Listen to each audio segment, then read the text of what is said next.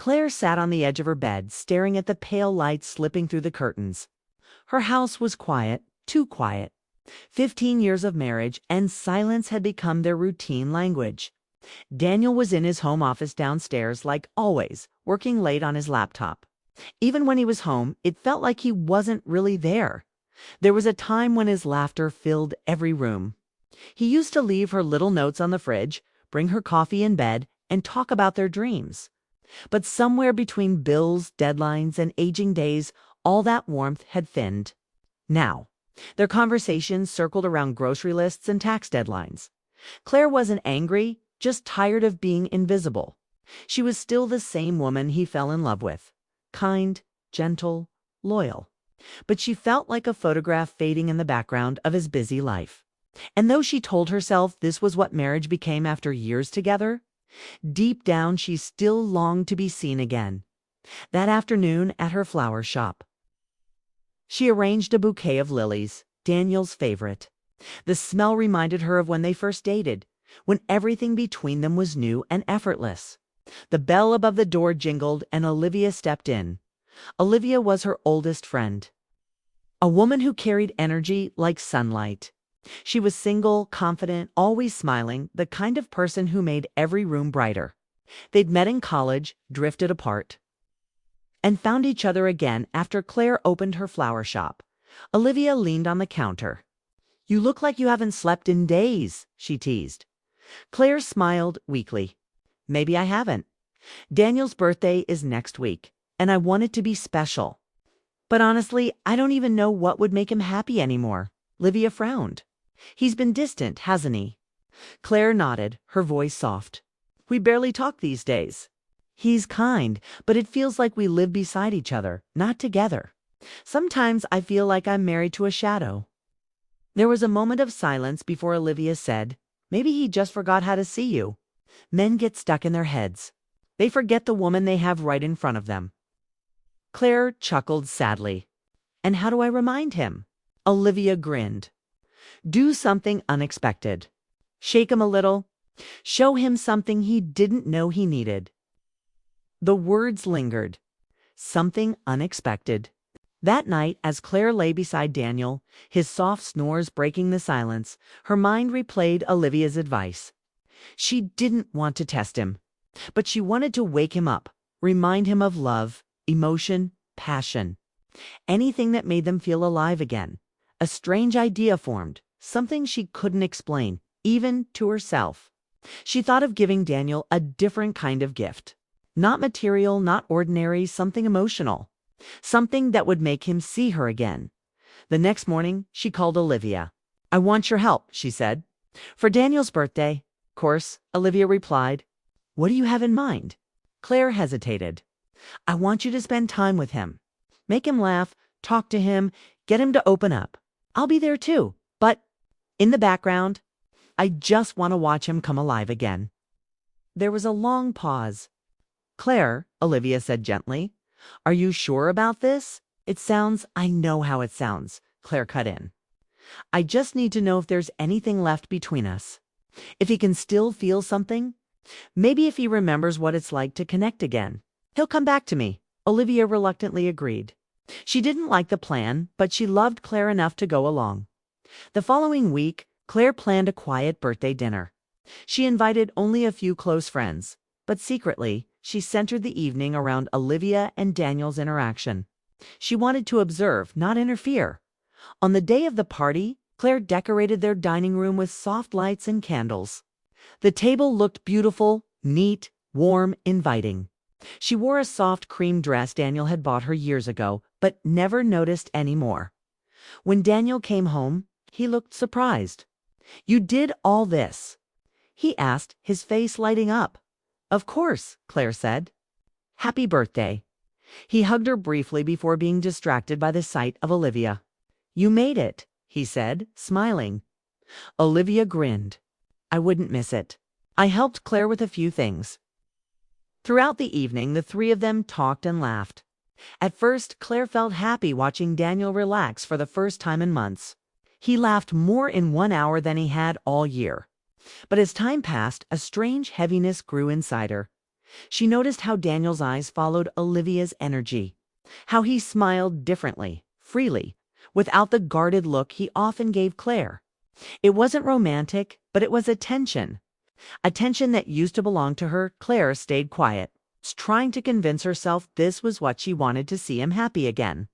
But it hurt more than she expected. After dinner, Daniel helped Olivia carry dishes to the kitchen. Claire stood in the hallway, watching them through the doorway. The light from the chandelier fell softly across their faces. They were talking easily, their laughter low and familiar. For a moment, Claire saw what had been missing from her marriage. When Olivia left later that night, Daniel hugged her goodbye. It was friendly, nothing more. But to Claire, it felt like a mirror reflecting everything she had lost. As Daniel turned back toward her, she forced a smile. "Did you have a good time?" "The best," he said. "It's been so long since I laughed like that." "Olivia's great. She's easy to talk to." "I'm glad," Claire said, her voice calm though her heart ached. That night, she lay awake beside him, staring at the ceiling. Her plan had worked. He was happier, lighter. But the happiness wasn't because of her. It came from someone else. She thought about all the moments they'd lost. Dinners eaten in silence. Weekends spent apart. Love fading in the quiet. And now, another woman, her friend, had managed to bring out what she'd been begging for silently for years. She didn't hate Olivia. She hated herself for needing her. The next morning, Daniel left early for work. When he was gone, Claire stood by the window, staring at the empty driveway. She felt like she had opened a door she couldn't close. Her phone buzzed. It was a message from Olivia. "He's a good man, Claire. He just seems lonely. Don't lose him now." Claire typed back, "I don't plan to. But I think I already did." That day, as she worked in her flower shop, her hands trembled while arranging roses. Every petal reminded her of love, fragile, soft, and so easy to bruise. That evening, when Daniel came home, he mentioned Olivia again, how nice it was to talk to someone outside of work, someone who listened without judging. Claire smiled politely, her throat tight. She knew then that she had made a terrible mistake. What she thought was a harmless experiment had become something more dangerous, a test of emotions she couldn't control. That night, as Daniel drifted to sleep beside her, she whispered into the dark, "I gave you another woman, Daniel, but maybe I gave away something I'll never get back." And though he didn't hear her, the truth hung heavy between them, unseen but alive. The following days felt like walking through a fog. Claire woke up early each morning, made breakfast, and watched Daniel rush out the door with a cup of coffee in his hand. He seemed lighter, more talkative, more alive, but that new energy wasn't coming from her. He had started texting Olivia. Claire noticed it when he left his phone on the counter while stepping into the shower. She didn't mean to look, but when the screen lit up, her heart almost stopped. It wasn't anything inappropriate, just casual messages about a podcast, a funny meme, a joke about work, but it still burned. When he came downstairs, towel around his neck, she forced a smile. "You've seemed happy lately," she said. He looked up, surprised. "Yeah, I guess I am. Work's been good, and it's nice to talk to someone outside of the usual routine, you know? Olivia's easy to talk to. She understands things without making me feel judged." Claire nodded, pretending to understand, though her stomach twisted. She wanted to scream that she had been the one listening for 15 years. She had been the one who cared when he broke down from stress, when he couldn't sleep, when he lost his father. But somehow, he only noticed warmth when it came from someone new. That night, she sat in her flower shop after closing time, lights dimmed, staring at a bouquet of red tulips. Tulips had always meant forgiveness. She wondered who should be asking for it, Daniel, Olivia, or herself. Olivia called her that evening. "Claire, can we talk?" Claire hesitated but answered, "Of course, I feel like things are getting strange. Daniel's been messaging me a lot. It's innocent, but I don't want you to think I'm crossing a line." Claire's voice was calm, almost too calm. "You're not. I asked you to help him open up." "Maybe it's working," Olivia sighed. "It's working too well, maybe." "He's lonely, Claire." He keeps talking about how he misses connection, not just with you, but with himself. I think you both need to talk honestly." Claire closed her eyes. "I don't even know how anymore." "Start simple," Olivia said. "Tell him what you miss. Tell him what hurts. Don't wait until it's too late." But Claire didn't. She couldn't. Every time she tried to talk to Daniel, the words stuck. He wasn't unkind, just distant, like someone living behind a glass wall. A week later, Olivia stopped by the house to return a book Daniel had lent her. Claire opened the door, smiling faintly. "Hey," Olivia said. "I thought I'd drop this off before I forget." Daniel appeared behind Claire, his expression lighting up in surprise. "Olivia, you didn't have to come all the way here. I was in the neighborhood," she said, stepping inside. They talked for a few minutes, casual, friendly. But Claire felt invisible again, standing there like an observer in her own marriage. She excused herself to the kitchen under the pretense of making tea. From there she could hear their laughter, soft, effortless, natural. When she returned, Olivia was sitting on the couch, and Daniel was showing her something on his laptop. The scene looked harmless, yet it sliced through Claire's chest. After Olivia left, Daniel turned to Claire. "You don't mind me being friends with her, do you? She's good company. It's nice to have someone who understands things." Claire's voice cracked slightly. "And I don't." He hesitated, rubbing the back of his neck. "You do, of course you do, but it's different. You've been, I don't know, distant too." Her eyes filled with tears. "Maybe I became distant because I felt invisible, Daniel. Because every time I tried to reach you, you were somewhere else in your work, in your thoughts, anywhere but with me." He looked down, guilt flickering across his face. "I didn't mean to make you feel that way." "No," she said softly, "but meaning and doing are different things." That night, they didn't argue. They just sat in silence, side by side, yet oceans apart. Days passed, and Claire decided to take Olivia's advice, to speak her heart, even if it hurt. So she planned a quiet dinner for just the two of them. Candles, soft music, a homemade meal, the kind of evening they hadn't shared in years. Daniel came home late. He looked surprised to see the table set, the candles glowing. "This looks nice," he said. "I thought we could have dinner. Just us." He smiled and sat down. They ate quietly at first, then slowly conversation began to flow. Claire talked about her shop, her dreams of expanding it, her worries about them drifting apart. Then she asked, "Do you still love me, Daniel?" He looked stunned. "Of course I do." "Then why does it feel like you don't see me anymore?" He sighed. "I don't know, Claire. Life happened. Work happened. I guess I lost sight of what we had. But it's not because I stopped caring." "Then fight for it," she whispered. "Fight for us." There was silence. He reached across the table, touching her hand gently. It wasn't passionate, but it was real. "I want to," he said. "I just don't know where to start." "Start here," she replied. For the first time in months, they looked at each other, really looked. The walls between them began to thin, even if only slightly. But rebuilding wasn't that simple. 2 days later, Claire found out Daniel had met Olivia for coffee. He mentioned it casually, not realizing how it would sound. "She wanted to talk about you," he said. "She's worried about how distant we've been." Claire's heart pounded. "You talked about me." "Yeah, she said you've been struggling. I didn't realize it was that bad." Claire's voice trembled. "You didn't realize because you weren't looking." That night, when Daniel went to bed, she sat by the window, tears blurring her view of the city lights. She wasn't angry at Olivia, she was angry at fate. She had asked her friend to help her husband remember love. And now she was the one being forgotten. Still, Olivia didn't want to hurt her. The next morning, she showed up at the flower shop. "Claire," she said gently, "I think I need to step back. He's growing too comfortable with me, and I don't want to be the reason you two fall apart." Claire's eyes softened. "You're not the reason."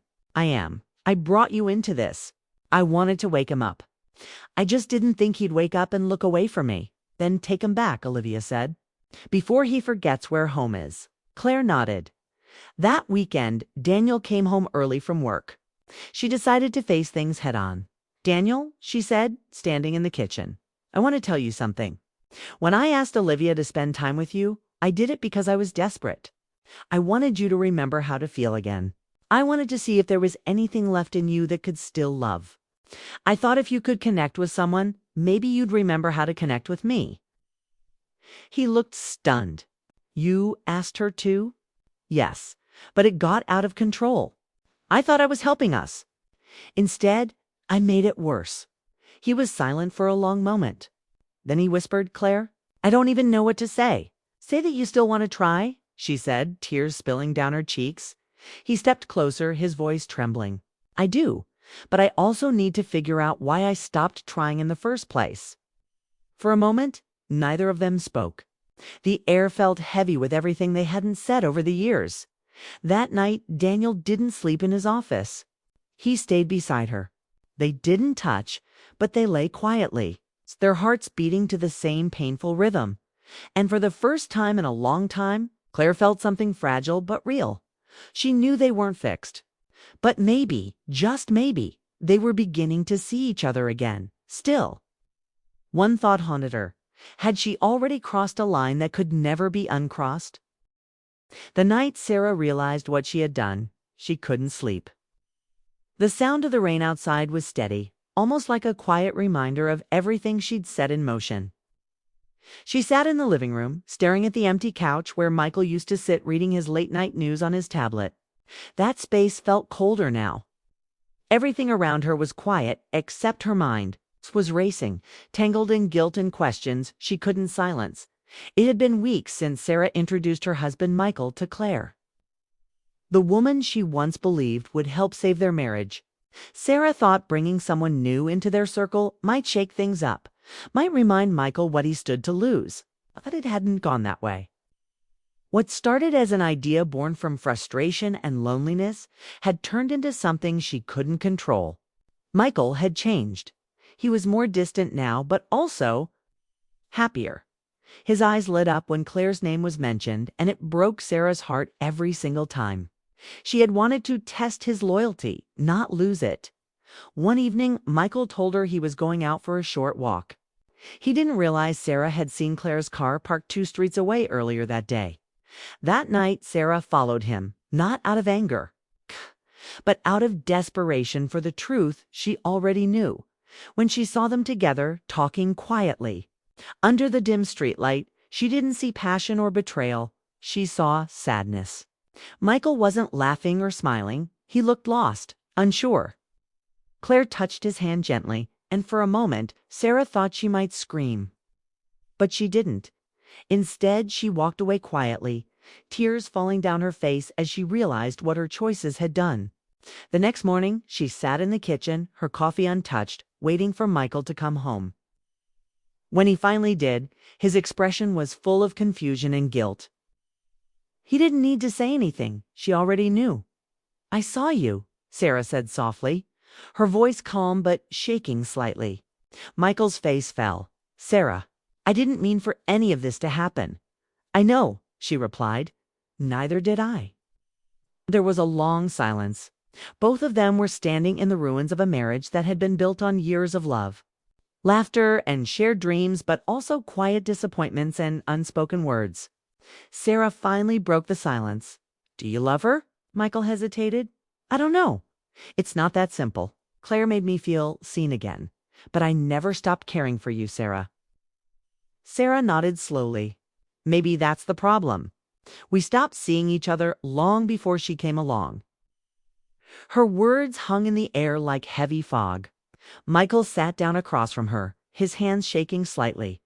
"What do we do now?" "I don't know," she whispered. "But I think we both need to stop pretending this can be fixed by adding someone else to the picture.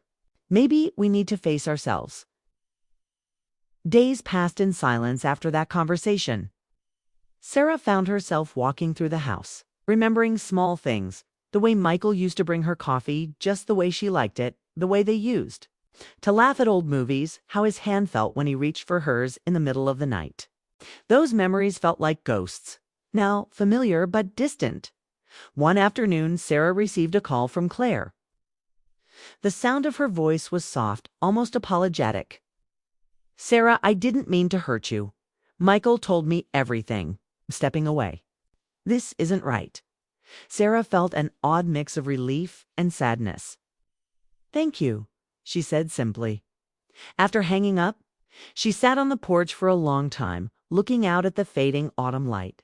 That evening, Michael joined her outside. Didn't speak at first, they just sat there. The quiet between them finally peaceful instead of tense.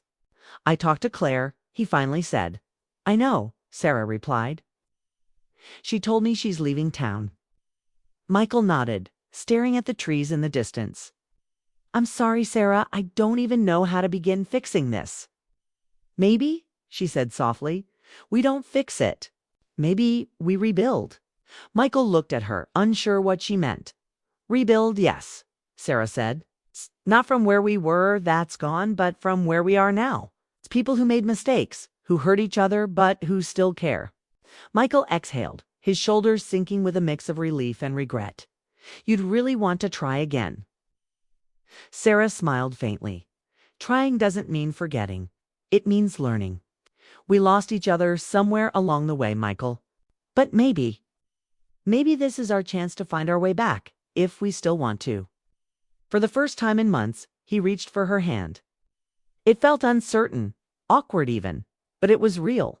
In the weeks that followed, they began small. They went for walks together again, sometimes without speaking much, sometimes talking for hours.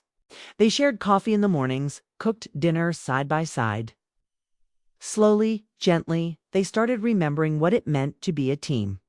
One Sunday morning, Sarah looked at him across the table and said, I think we both learned something we should never forget. What's that? He asked. That love isn't about control or tests. It's about choice. Every day you choose the person you stand beside, even when it's hard. Michael nodded, his eyes soft. And I choose you, Sarah, I always will. Her heart swelled, not because everything was suddenly perfect, but because it was honest. There was no illusion now, no fantasy, just two flawed people finding their way back to truth. Months later, as they watched the sunset from their porch, Sarah thought back to that dark night when everything seemed lost. She realized that sometimes pain breaks you open only to let light in. The mistake she made, giving him another woman, had forced both of them to confront what they'd been avoiding for years. Their own emptiness and longing for connection. She didn't forgive herself easily, but she learned. Love wasn't about perfection. It was about understanding, patience, and courage.